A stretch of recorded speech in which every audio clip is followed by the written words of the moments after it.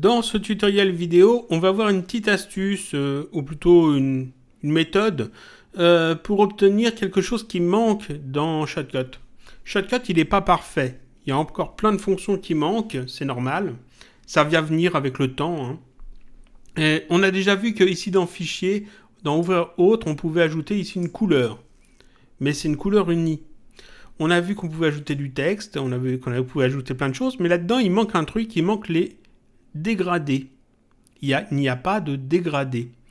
Et ça, c'est assez embêtant parce que les dégradés, ça sert même pour pas mal de choses. Ça permet de valoriser un petit peu un effet visuel, un titrage par exemple. Et on aimerait bien pouvoir utiliser des dégradés dans Shotcut. Et dans les filtres, il n'y a pas en fait d'effet dégradé non plus. Donc comment on peut faire ? Eh bien, on va utiliser un logiciel externe. C'est-à-dire qu'on va passer dans un logiciel de création graphique, par exemple du GIMP, Photoshop, Illustrator, Inkscape, pour créer des dégradés et ensuite les importer dans Shotcut. Alors moi, je l'ai déjà fait, donc je vais juste vous montrer ce que j'ai fait. Et les dégradés que je vais utiliser, les images de dégradés que je vais utiliser, vous pourrez les prendre en fait sur le blog. C'est-à-dire que dans la description de cette vidéo, vous avez le lien vers le blog et sur le blog, dans l'article du blog, pour cette vidéo, vous aurez en fait les fichiers à télécharger. Donc ce que je vais faire, c'est que ces fichiers, je vais les ajouter dans mon dossier de fichiers Shotcut. Voilà, ça c'est tous les fichiers qu'on a mis ici. Donc je vais aller chercher mes dégradés et je vais les coller ici. Tac. Et je vais vous les montrer. Alors, je les ai appelés gradients avec un numéro à chaque fois. Le premier, il ressemble à ça. Alors, je regarde sur mon retour si vous avez bien l'image, oui. C'est-à-dire du blanc vers du noir. Le deuxième, c'est du noir vers du blanc, tout bêtement. Dans l'autre sens, donc. Le troisième, c'est pareil, mais de façon verticale. Le noir en bas, le blanc en haut. Ensuite, c'est inversé. Le noir en haut, le blanc en bas. Et ensuite, il y a les diagonales. Ici du noir, ici du blanc. Le noir est ici, le blanc est là. Et ainsi de suite, vous voyez, ici. Et après, quand j'ai fini les 4 diagonales, j'ai fait cet effet-là en plus. Donc ici, on a un dégradé circulaire, avec du noir sur ce côté-là. Et ici, on a la même chose, mais avec du noir ici et du blanc ici. Et donc, ces 10 dégradés, il y en a 10. On peut en faire plein d'autres, il n'y a aucun problème. Ces 10 dégradés, je vais les ajouter dans Shotcut. Donc, d'ici jusque-là, je les ajoute dans Shotcut. Parfait, on peut retirer ça.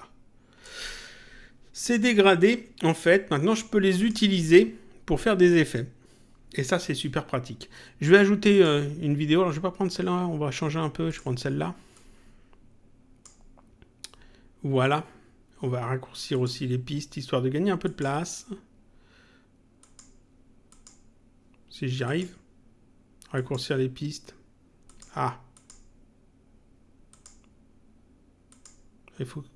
Alors, ils sont déjà raccourcis. Ah, ben, j'ai pas beaucoup de place. C'est pas grave. On va essayer de faire comme ça. Je vais ajouter une autre piste vidéo. Est-ce que je peux maintenant ? Oui, je gagne un petit peu de place. Je vais sur mon autre piste vidéo, ma nouvelle piste vidéo, je vais faire un petit effet de titrage, un truc tout bête qu'on a déjà vu, hein, juste en fait un bandeau dans lequel on va mettre du texte.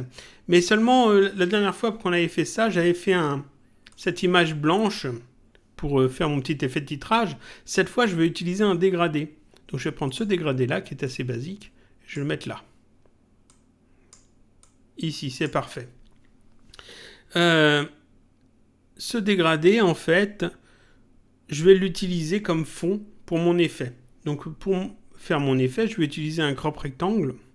Alors, je le sélectionne bien, il a le petit tiret rouge, je vais dans les filtres, je fais le petit plus. Dans les filtres vidéo, je vais chercher crop rectangle. Voilà. On va mettre ça à la bonne taille. On va arrondir les bords. Tac. Donc ici, en fait, on a un beurre arrondi. Et puis, ça, c'est parfait. On a notre effet de quasiment fait. Vous voyez que ce qu'on veut, c'est ce genre de choses. Voilà. Et ça, c'est super. Sauf que là, en fait, vous pouvez voir que si je le mets en haut, il est très blanc. Si je le mets en bas, il est très sombre. Parce qu'en fait, mon dégradé va de ici du blanc jusqu'ici vers du noir. Et je passe, en fait, par tous les niveaux de couleur. Ouais. Ouais, mais c'est pas ce que je veux, moi. Moi, je voudrais qu'il y ait du blanc ici et du noir là. Pour commencer. Oui. Mais alors là, je suis embêté parce que mon dégradé, il commence en haut. Seulement, il y a un filtre qui s'appelle taille et position, qui permet justement de modifier la taille et la position. Donc ici, mon crop rectangle, je vais le désactiver temporairement. En fait, voilà, on va faire ça. Ouais, il est bien désactivé. Je vais me remettre dessus. Là.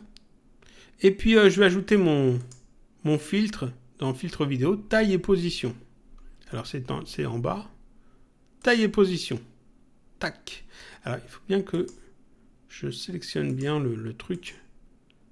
Ce que je veux, c'est taille et position. Voilà, taille et position. Et vous voyez qu'en fait, ça me permet en fait de changer la taille de l'image. On a déjà vu ce filtre taille et position quand on avait fait, quand j'avais montré en fait comment intégrer une webcam en fait sur une vidéo. Donc ici, je peux modifier ça.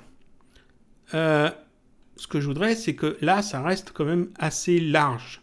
Donc ici, à la place de remplissage, je vais mettre tordre. Et comme ça, je peux changer ça. Tac. Je peux le mettre où je veux. On va le mettre là. Et puis, je peux le mettre au-dessus du crop rectangle. Comme ça, quand je remets le crop rectangle, en fait, j'ai du blanc ici et du noir en bas. Et donc là, en fait, avec ça, je peux, comme ça, jouer. Si je veux le mettre comme ça, si je veux le mettre comme ça, oui, que je peux gérer le truc. Je peux allonger comme ça, réajuster, et je peux choisir, en fait, comment mon dégradé se comporte et choisir exactement le dégradé que je veux pour mon effet crop rectangle. Là, c'est super, on a notre effet quasiment fait. Ouais, génial. Sauf que non, c'est du noir et blanc ici. Et moi, je veux pas du noir et blanc, je voudrais ça en couleur, parce que la couleur, c'est quand même vachement classe. Et puis ici, je veux pas du noir, je veux que ça soit transparent. Donc je reprends mon crop rectangle, ici on va déjà mettre du transparent. Donc ici, je vous rappelle que canal alpha, on met 0. Tac, comme ça j'ai du transparent derrière. Ouais, c'est super. Mais il est toujours pas en couleur. Mais on a vu comment on pouvait faire pour mettre de la couleur sur un élément. On a un filtre pour ça, donc on clique sur le petit plus. Dans les filtres vidéo, on va tout en bas. Et ici, on a étalonnage des couleurs. Et là, je peux modifier tac, la couleur de mon dégradé. On peut mettre du rouge. On peut mettre du rouge plus sombre, plus clair. Vous voyez, on peut jouer un petit peu avec ce qu'on veut. Tac, on peut mettre du bleu. Ici, le rouge, ça me semblait bien. Le rouge comme ça, ouais. Et puis, taille et position, je peux toujours venir le retoucher si je veux. Plus de foncé, plus de clair.